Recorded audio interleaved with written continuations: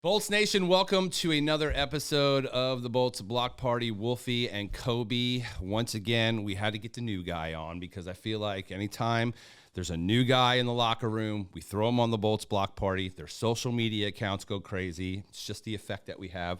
So it's our pleasure to welcome to Tampa officially Mikey Eyssimont. What's the nickname? Is it the Ace? I've heard it's the Iceman. What do the guys in the locker room call you? Yeah, that's two of them. It is. The Ace, Iceman, Izzy, and Mikey. Mikey. Where did Iceman come from? That's an interesting Iceman one. started with David Quinn in San Jose. So that one's pretty recent, but it really caught on over there.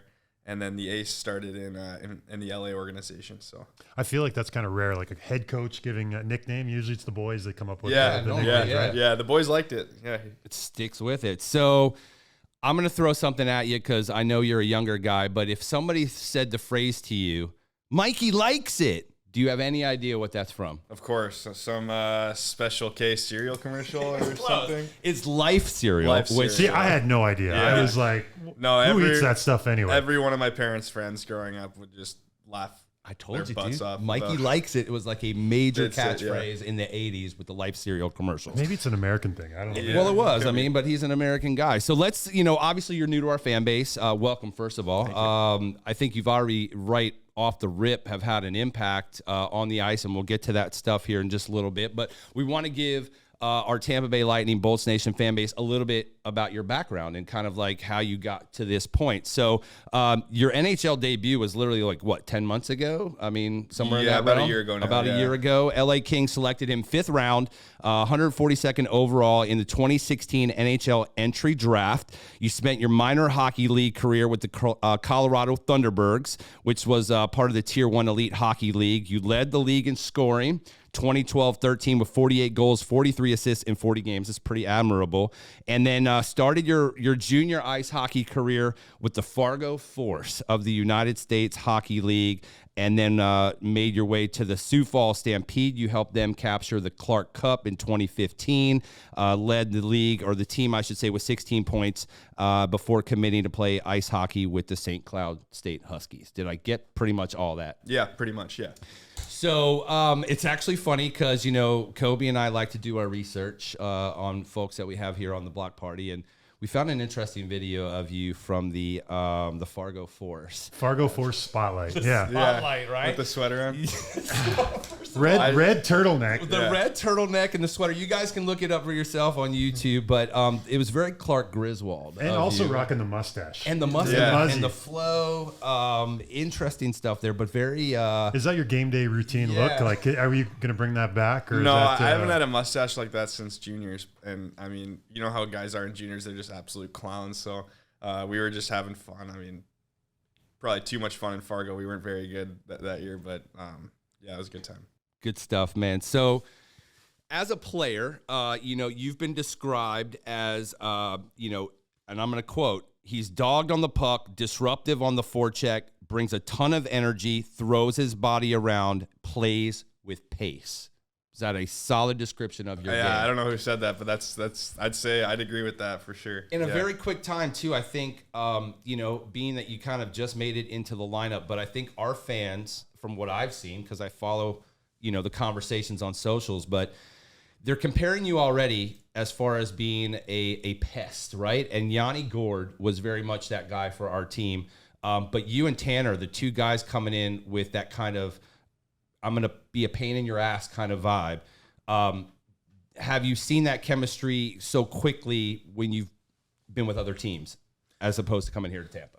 Yeah, I think the type of player that I am, I'm going to make an impression right away. So obviously this is just the first phase of entering a new team, and it's kind of my third time this year doing it with Winnipeg and San Jose. So I know I'm going to make an impact, and I just want to make sure it's positive in every facet of the game, defensively, offensively, bringing energy, and obviously that pest mentality to the team, which kind of can create energy and stuff if I'm playing fast. And so I'm going to try to continue to do that. But the way I play, it's definitely going to have be noticeable. And that also means if I'm playing bad or making mistakes, that's also noticeable. So it's important for me to try to keep things simple and always just try to play my game and not try to be someone I'm not. So like that pest label, is that something you embrace? Is that something you like, or you'd rather be known for something else? No, I think it's fair. It's a fair label to say. I think I don't think I'm never gonna cheap shot a guy. I'm never gonna take a liberty on a guy or try to hurt someone. But I don't run my mouth too much. But I think that just the way I play, whether it's practice or a game, like I can get under guys' skin. So sometimes you have to be a little Speaking careful. of which, So can we expect, like, I'm thinking that like the marks around the face and all the cuts and the black eyes. I feel like that's like a hockey season regular thing for you then. I mean, yeah, it's been especially this season. I've been getting into it a lot, so I have some scars just kind of showing up that I don't even know where they're coming from. They're just happening. I just forget about them. Leave with your face. I'm switching out a lot of pillowcases from blood. Well, so. Speaking of which, you and Pointer got into it literally like 2 months ago, right? So you find out you're getting traded to Tampa. When you first get into the locker room, or when you first are now in the same room as Brayden Point, did you approach him? Did he approach you? What was that conversation like? Because you guys literally just scrap, and Pointer doesn't scrap much at all. So that literally was an interesting fight between the two of you guys. Didn't get too crazy, but I was just curious how that conversation went when you saw him. Well, that's just two heavyweights going at it. Great answer. It's I walked in the locker room, I was introducing myself to the guys, and when I saw Brayden, we just kind of started laughing, cracking up, and just kind of shook hands, and that's it, really. That was it. So when you guys were in the hotel, you guys grabbed your pillows and had another pillow fight later? Yeah, that's pretty much what it was on the ice too. So when you got the news that you were getting traded, we heard you were in the grocery store. Take us back to that whole situation. I mean, I was sick of eating out and door dashing, and you're on the road a lot in the NHL, and finally I had an apartment in San Jose, so I was ready to finally cook my first meal in my apartment and kind of break in the stuff that they had for me there. So I was gonna make my mom's chicken parm, and I was getting like all the ingredients, like olive oil for the season, like salt and pepper, like stuff you need for like you're really moving in. So my cart was pretty full, and it was probably gonna be a pretty hefty grocery store bill, just the classic move-in stuff. Mm-hmm. And I got the call from the GM, and the service in the grocery store wasn't great, so I had to go outside and take it. So I abandoned my cart in there, and obviously when I heard the news of what the call was for, I didn't make it back in there to put anything back, and I figured I had to go home and pack. I was leaving that night, so I had to get out of there. What's the name of the grocery store? Oh man, it's Safeway. It was a Safeway. So Safeway, if you're listening, yeah, I love Safeway too. But formal apology from Mikey, or somebody had to put all I that apologize. stuff away. Yeah, someone had to do that for me. I know that's not being the best citizen, but we're sorry. On behalf of the Tampa Bay Lightning, we apologize, Safeway. I feel like it would have been a classic move if you would have showed up in Tampa and you had like a couple extra suitcases and it was all your groceries you bought just the day before. Refrigerated. Yeah. Nice. So is it safe to say you're a chef? I mean, is that part of the repertoire? I got about 5 meals that I can, 5 solids, like solid, really good night before a game meals that I could cook blindfolded in any kitchen, anywhere, and anytime. Those are. I got a chicken parm from mom. From mom, I got a which is it's really it's a pretty tough recipe to make. It's not just like a throw it together. Pound the chicken out. And I got an agnolotti, which is an Italian dish with butternut squash and pecans. And then I got a ravioli dish. I got a chicken caprese dish. And you're kind of fancy. These are no jokes. That was kind of my thing. In Winnipeg, there wasn't much to do, so every month I'd try to master a new recipe. And then, you cook that recipe like 4 or 5, like twice a week for the month, and then it's kind of just instilled in your brain, and I can make it anywhere. And then, hockey players always need a night before a game meal if you don't want to be eating out every night. So right, it's nice to have them in the repertoire. Wow. So when did that start? Did that start in St. Cloud? Because we got some stuff of St. Cloud teammates, and you were like kind of the chef. You were the go-to guy. I was just a crock pot guy in college, so the guys kind of made fun. They'd tell me, you'll throw anything in that crock pot. Like Mikey, you'll throw a shoe in that crock pot. So it started actually just in Winnipeg when it was just the terrible winters. Yeah. I just decided I was gonna actually, maybe need it someday for a wife and kids. So sure, and obviously for a hockey career. So it's a good skill to have, and I'm still working on it. Is that maybe something in the future post hockey that you may want to open your own restaurant? Or is that like even I like going to restaurants and Okay. eating at restaurants. I like finding like a local place and kind of, making that my go-to spot. So I've kind of found a place like that everywhere I've been. So I'll be looking for one in Tampa. Well, there's a ton of them. Yeah. in Tampa. Yeah, I've been you're asking around. Yeah, you're definitely in a foodie spot. That's for sure, man. That's what I heard. Are you a craft beer guy too? Or? I'm not a beer guy, no. Okay. Well, I was gonna say there's a lot of craft I breweries. like and wine, stuff like that. Okay, that's cool. There's wineries around here too. Yeah. So yeah, Yeah, we're in Florida. We're known for our wine. well, we are. I mean, have you been to He Keelan came from Curly? San Jose. Yeah, I mean, 3 I months in guess. San Jose, and now I'm That's a good point. connoisseur. That is a good point. I Yeah. didn't think about that. Keelan Curly, though, right up the road, is it's a pretty good winery. Anyways, you have a little bit of history with Ross Colton too, don't you? You guys played in some camps and stuff together, like same age groups and stuff like that. Yeah, we're same age group, more or less, like mutual friends and stuff like that. We've been together at camps before and on buses together, Yeah. on the ice together. So we actually clicked quite a bit when we were younger. So we stayed in touch, through college and through pros, and always kind of been a fan of his and just watching him get the chance with Tampa Bay a few years back, and then obviously to establishing himself as an NHL player.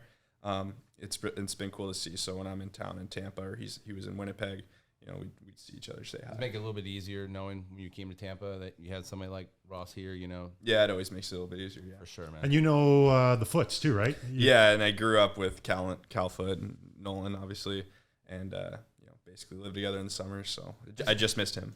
It just blows my mind. Again, like you talked about, with Tanner and the Sask kids, it just seems like The hockey world's small. It really is. Yeah. It really I mean, is I'm small. seeing it doing the block party, really how connected, whether it's the Shen family and like we're talking to Pointer and his dad running the camps and like the guys that would play in his dad's camps. And it's just like, it really seems like it is a small, tighter knit community than you would think. As much as I wish Cal was here, it worked out well because I'm going to move into his apartment probably.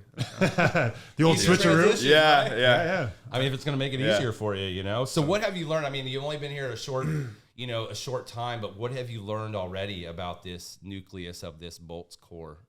Well, I mean, you can kind of see how new guys come in and they immediately, try to make sure that you feel comfortable and you feel good. And I think that's a testament to, them knowing that, they need everyone on board to make a run like Sure. they've done. So besides them just being genuinely good people and just wanting to be friendly and help me out, they know that it's important to the team that everyone's involved and feeling good. I'm always curious to ask guys and wanted to know this, but I understand like San Jose is in a different spot in the standings than Tampa, and there's a big difference there. But the hockey, you've played your whole career so far in the Western Conference. Do you feel like there's a big difference in the style of play from the Western Conference to the Eastern Conference, or have you picked that up yet? I mean, the Eastern Conference is loaded. I remember, the day before I was traded, I'm watching the network and they're talking about, how tight this Eastern Conference is and how loaded it is. It's like not just before the deadline, but especially after. I mean, I've played the teams here and like some of them are just so stacked, so fast, like Carolina, the way that they play and these other teams. So I think it's a challenge. It's different and it's only going to make me better.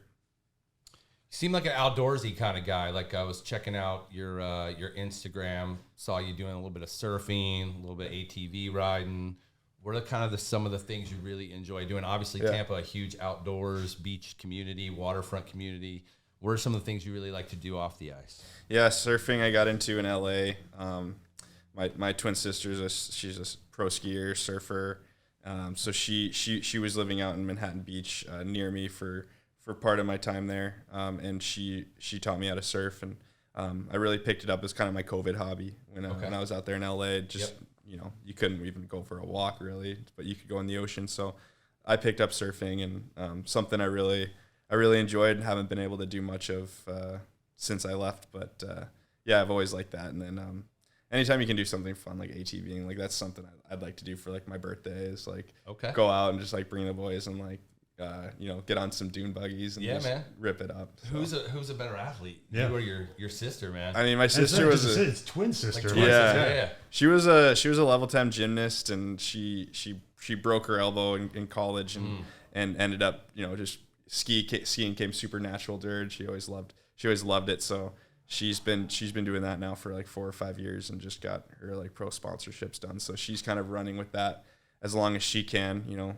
It's a tough sport on your body, but she's you know, she's super strong. I remember she won the pull-up contest for the whole school back in high school. You know, she did like the men's pull-ups, and she beat everyone. And so like she's probably a little bit stronger weight pound for pound, but wow. Yeah, we both done pretty well athletically. You're pretty tatted up, man. Like, how many tattoos do you have? I probably got like 12, 13, 14. I don't really know. And kind of got my first one after college, and then in LA, we just kind of like, you know, on off days, we'd go like rip around Beverly Hills or Hollywood and get a tattoo, maybe like hot tub somewhere at someone's apartment and just like chill out. Like that was kind of super fun time in LA. And is there, so Kobe was doing a little investigative reporting because he was watching one of your, what was it, like an exercise video? Like one-legged squats on YouTube. Oh yeah. And we saw, it was not great video quality, but we saw, like, is it the Clark Cup that's on your quad, or is it the Stanley Cup? No, it's a cause doll. It's a Brooklyn artist companion doll. But yeah, it kind of looks like it looks like a Clark Cup kind of, which a lot of my teammates got a Clark Cup tattoo when we won. Okay. But my mom told me, she's like, if you still want a Clark Cup tattoo in 6 months, then you can get one. Don't get one right now. And I was like, okay. 6 months went by. And I was like, Mom, thank you for that. Like, I don't really want one anymore. So I'm glad she made me wait. Okay. I mean, obviously the Stanley Cup. So if we win a Stanley Cup. Stanley Cup, 100%. Okay. I think I've said this before, but some of the guys have some pretty creative tattoos. Like sure. I remember being in Philly and sitting beside Chris Newberry. Mm-hmm. He just got traded to us. And I remember sitting there and I felt like an idiot after I asked this question. And I was like, hey, noobs, like, what's the deal with the bees? Bees? His bees. Okay. Like the on bumblebee his knees. or like the bee's knees. Oh yeah. I was like, dude, that's awesome. I thought that was great. Yeah. So the bee's clever, knees. though. Yeah. And I was just like, after I said it, I was like, oh man, that's pretty good. Where do you guys normally get the Stanley Cup tattoos done? Like on their body? Like, is it just like a shoulder I feel like tat, that was like something that was more popular. I don't see as many guys doing it anymore. Really? Yeah. Do any of our guys I mean, if you're a have tattoo guy, you do it. If you're not, then you don't. Yeah. I feel like it used to be like one of those things that, you know, if you won a gold medal or a Stanley Cup, like everyone got tattoos. Right. Yeah. I feel like that kind of, we're in that ebb and flow of that not happening as much anymore. So if none of the guys have a Stanley Cup tattoo on our team, who? No, I think they do. Like, you do? No, I don't. Okay. I don't have any. I'm scared of needles. Yeah. Do you know that any of them have one? I know Tommy Mulligan's got one on his ankle. Yeah. I don't know about anyone Ankle else. would be cool. Who would you think would do? Who would be the first to line up to get if they're like, hey, we're giving $10,000 for you guys to go get a Stanley Cup tattoo? Who would be the first? Oh, that's a good one. I feel like Bogo would, you know. Yeah, I was gonna say. Bogo, right. You know, Bogo's kind of the guy that would put like, you know, you'd get like a giant, you know, face on his back of it. Yeah. You know? He doesn't care. He's kind of, but I don't know. Interesting. Good question. All right. Well, hopefully we'll win the cup this year. We'll Yeah, figure that have out. 3 of them. Yeah, man. Let's go. Musical interest. What kind of gets the ace going on a game day? Like, what's on the playlist for you? Man, I listen to a little bit of rap here and there in game days. Been listening to some 50 Cents. Some of the guys got me kind of back into 50 Cent in San Jose. Okay.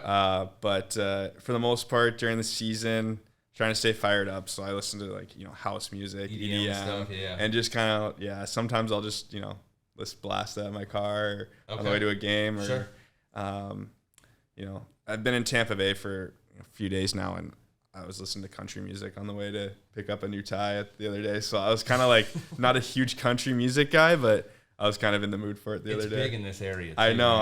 and the weather, it kind of makes you want to. That makes me so happy though. You know? Yeah. Sure. Are you a country guy? I mean, sir, yeah. Sir, a lot of younger guys EDM though, but I understand for gameplay, like it's just the vibe and the energy that music brings. Well, I like country, but I think there's so much bad country music out there too. Okay. Like, you know, there's like whiny country or because there's so much great EDM out there, you know. Yeah, well, I like the country songs there's that I like. good and bad everything. Yeah, exactly. That's true. Do you have dogs, cats? Are you a dog guy, cat guy? I'm a dog guy. I have a sheepdog poodle mix. It's called a sheepadoodle. Her name's JoJo. Okay. She's staying with my mom right now in in Denver. It's been a lot of moving and stuff. Yeah. And she has a great life back in Denver right now. So she'll be out there for the rest of the season. But and then you're gonna move her out. Yeah. At the season. Well, I'll go back to Denver for the off season and be with her. That's awesome. Yeah. Though, man. So you're obviously busy. The season's crazy, off season. Like, I want to know when you find time for your ribbon dancing. So it found as one of your hobbies in Fargo was you were a big ribbon dancer. And I was like, for sure he just like is messing with the reporter. Yeah. With like old school, like Will Ferrell. I had to ask because I'm like, I didn't know. Maybe, you grew up in I gave that dream up a long family. time ago. Hockey got too serious. So I had to, No ribbon dancing in the Olympics for the Ace. I was like, maybe it's good for the core. I mean, I it don't could know. be. I mean, I saw old school just like you guys did. Will Ferrell pulled it off pretty well in that movie. So, Crohn's disease, for fans that may not know what that is, we also have noticed that you've been an advocate for that in that initiative. But kind of tell us and walk us through that whole situation and you being diagnosed with that as well. Yeah, Crohn's is an autoimmune disorder in your digestive system that I was diagnosed with my last year of college. So my last year of college, junior year, I went for 3 years.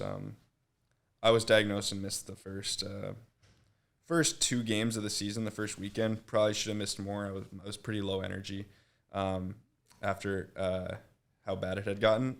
And you figure out some medications and stuff that works, and basically went 4 or 5 years living a completely normal life. Till a flare-up happens and you go through the struggle again. I've been able to function. I'm lucky enough to have really good doctors and staff that helps out with everything. So it hasn't been much of a struggle in my pro career until recently, but it's always in the back of my head and something I have to be mindful of. Sure. As far as just diet, living a healthy lifestyle. As far as diet, the healthier I live consistently, the more freedom I have to have a glass of wine on an off day or have dessert with dinner and stuff like that. Be able to, vacation and do stuff with friends and stuff. So I've been very fortunate, and, there's always little reminders to make sure that I'm staying on top of it. But I've worked with, Athletes vs. Crohn's Foundation, which is started by Larry Nance Jr., who plays for the New Orleans Pelicans in the NBA, and helped him put on some events, 5Ks and 10Ks, and raise money for awareness. And so it's been pretty cool to just kind of, have something that's been a struggle in my life before and just try to make the most of it and help younger kids who are like me, athletes. And which is super admirable, especially at a younger age. Like we were talking to Tanner and his initiatives with the mothers and helping them, like, with diapers and needs like that, and mothers taking care of other mothers. And it's pretty awesome to see guys of your age that are still new to this game and this sport to have an initiative, and obviously with Crohn's with you, that hits home, and to be able to translate that message out to the youth to show them that, hey, just because you have this, I'm a walking example that you can live with this, you can still perform at a high level, and let me, be the one to kind of lead and show that you can do it as well. I think that's pretty admirable, and it's great to see, for sure. Yeah, I remember the first time I ever heard of Crohn's disease, because it's something that I feel like you don't really register unless you hear somebody that has it and they kind of tell their story. Yeah. And it was Fernando Pisani. He played for the Edmonton Oilers, and he was had a big playoff one year, and the next year he came back and he announced that he was going through this, and it's just crazy. Like and I'm sure you're the same way. Like you have infusions or injections you have to do every couple months. Like exactly. There's a regimen of medication you have to take. You really have to be mindful of what you're doing, right? Yeah, exactly. I mean, it's besides being on medication, it's the lifestyle change that you have to make. And, I always kind of joke to myself and some friends that know about it that I'm the healthiest guy on the team because I have to be. So my message to young athletes and young kids dealing with it who try to be tough and just forget about it and think it's going to get better, my message is always just go seek help from a doctor, because I waited so long and it got so bad just because I thought I could figure it out by working out and eating healthy. And I didn't feel good until I talked to a doctor. And now if anything comes up, I'm straight to the doctor's office, whether it's a sore throat or anything, because they're there to help. And that's something that I've always put off when I was, a little bit younger, and realized now that hockey's got that tough guy attitude. Yeah. You want to push through everything. Right. And you know, guys are so used to being injured or whatever it is, you know, and it's like, I'll just push through it. But something like that, you cannot push through something like that. No. So if you notice anything weird that doesn't feel right, seek help from a doctor. It's perspective right there. I mean, it's, I'm sure that was probably scary for you too at times. I mean, to not really know what's going on. Yeah. Like you said, I feel like I'm doing everything right, pushing myself right, but something's not right. Yeah, it was, 8 or 9 months of a slow decline. And by, I think before I went and saw a doctor, I skated down the ice in a summer skate at St. Cloud and took a shot, and I could barely breathe. I was so tired. Wow. Just so gassed, and my head was pounding. I was like, okay, it's time. And I finally took myself in, and I didn't know what they were going to say, what was going to happen, but I was just happy to finally be like, okay, I took myself to the doctor. It took too long, but I'm just happy to be here and we'll figure it out. Sure. That's a great message for any of the younger kids out there listening. Listen to your body. Listen to the pros here, man. They know what they're talking about. Yeah. So let's switch it back to hockey. Obviously now, again, you've joined the Bolts at a time where, the playoff push is on. We're down into the final stretches here. How do, somebody like yourself that's coming into a team that is in a position to make another run deep into the playoffs to add to that core group, what are you hoping to see here in these next, 4 or 5 weeks as we head down the stretch with this team? I mean, it's fun to see all these, the top 6 guys here who are just absolute studs. I mean, they're going to obviously be a big part of the run. For me, I'm going to, just try to be responsible. I know that when playoffs comes around, it's, systems are super important to, be disciplined on and be making the right plays on. So that's something that, sometimes you get the green light to kind of get away from things in other places. Here, it's super detail oriented and more so than anywhere else I've been. So that's something I'm really going to have to focus on because it's new to me, but something, I think the first 3 games have gone well so far. Yep. It's just, there's still, 19 games left to get led astray if you let yourself. And then if it happens in playoffs, it could be the difference. So I got to stay just really dialed in and focused. It takes time to work the chemistry too. You got new line mates. Yep. We talked about playing in a different conference, a little different style of play. Yeah. Different systems. I think the one thing is you can skate. So whatever line they put you on, you can go up and down the lineup anywhere. Yeah. But when you can kind of keep that pace, as we talked about at the beginning, you can play on any line. I agree. I think that's the biggest thing for me is just past 20, 25 NHL games where I felt really comfortable in the league. It's me just telling myself I need to play fast. I need to make sure that my feet are moving. If I get the puck and I'm standing still, I either can't get it standing still or I need to get the puck and start moving. So that's kind of my mindset every night. But I wanted to ask, what did you think the difference was with the Western and Eastern Conference? Well, I was fortunate. I only played in the East. Right. Okay. I was very lucky, but I just felt like whenever, and it was different too. When you played in California, some of the teams in California, as of late, aren't very good. Right. It used to be you go to California LA, right. and you San would just Jose, get, right. it was like Heavy. the triangle of death. Right. Yeah. You'd go in there and they were just heavy, hard hitting. They'd run you out of the building.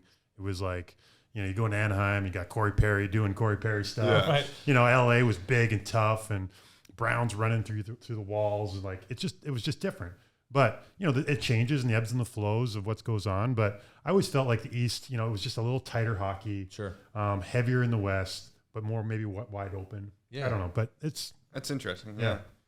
What's been some of your most difficult arenas to play in? They're just ruthless and you're just kind of not affect your game, but I hate going to play there. Yeah, my debut was in Montreal at the Bell Center. Yeah. And so besides just the first game nerves, it's a really kind of steep building and it's packed with red. Yep. So it's kind of a little bit discombobulating at first, I thought. Maybe it's just the Red Bull I had or something before the game. But Jitters a little bit. I always say that was my first year. I only got 1 game. And everyone says they got their cup of coffee in the NHL. I always say I got my hot dog in the NHL because Montreal is known for giving out hot dogs after the game. So I was able to have a Montreal hot dog, and that was it for that very, season. Very tasty hot dogs. Yeah, and they're great. So no, but I agree with you. that was one of the places that I enjoyed playing in the most, and because it felt like the fans were on top of you. It's crazy. You know, they have a certain energy and there's a passion towards hockey in Montreal that's matched in very few cities. But it felt like, you know, just the way the Bell Center or whatever they call it now. Yep. I remember going and walking the concourse one time, and the top, I think it was the top of the bowl, they had rails. So people wouldn't like fly over the head, you know, like between the seats. And I was like, didn't realize how steep it was. Yeah. But it's a cool place to play, and that's really neat that your first NHL game was. Yeah, the guys were there. like, "This is awesome that your first NHL game's here," and we go back. We go there again this season, so I'm excited. And you went out, wheeled around, no Bucky, and they left you out there. Yeah. Rookie lap and warm-ups. Yeah, I had a pretty good lap. I'd say, compared to a lot of my friends who did theirs. I think I went a little too fast in mine.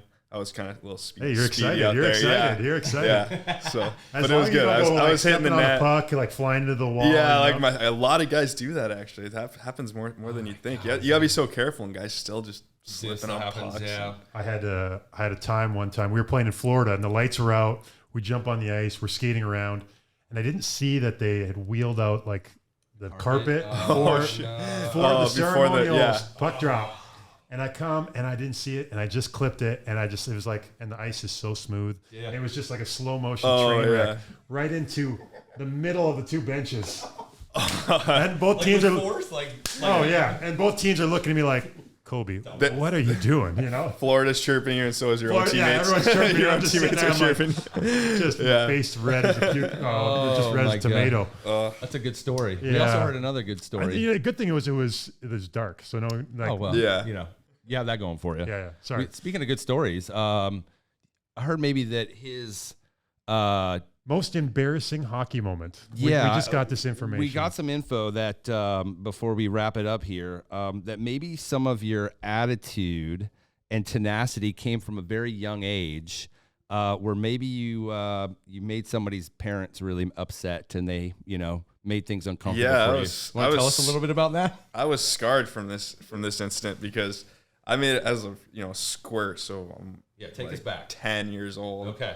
And you know, there's a whole pile on the ice and the puck's there, and I kick the puck and I kick the kid, and I realized, you know, I just kicked a kid, and I'm like, okay, this is not good. The ref's all pissed at me, and I'm just like red because I'm embarrassed, but I'm also like ashamed. I just kicked someone with a skate on, and I get kicked out of the game, and that's not, you know, I wasn't really this type of player until like kind of college, or until I played for Mike Stothers in pro really, and so I'm getting off the ice, and the kid who I kicked, his parents just screaming at me, yelling at me, and I'm just like so shook that I'm just like, every time we go to the rink for a tournament now, and I know that team's there, his dad's going to be there, and I'm just so like embarrassed, and I just don't want to see anyone. So that was just kind of a weird incident that happened as a kid. That I was just still like, scarred you. Yeah. Still lives with him to this day, man. Well, hopefully we can eliminate. Took me a while to get over it. Well, hopefully we can eliminate the negative memories and just make positive ones here. Yeah. But listen, man, I know you've been going nonstop since you got here to Tampa, but we're super excited to have you here as part of the Bolts Nation, and I know our fan base has already come to grow and to love your game, and we wish you nothing but the best with the crew going through the playoff push here, and let's hope we can bring another one home, man. Yeah, thanks. I'm so excited to be here. Bolts Nation, again, another awesome Bolts Block Party episode. Mikey, the Ace, the Iceman, Eyssimont is here with us, and we appreciate you guys checking in, and we'll see you next week.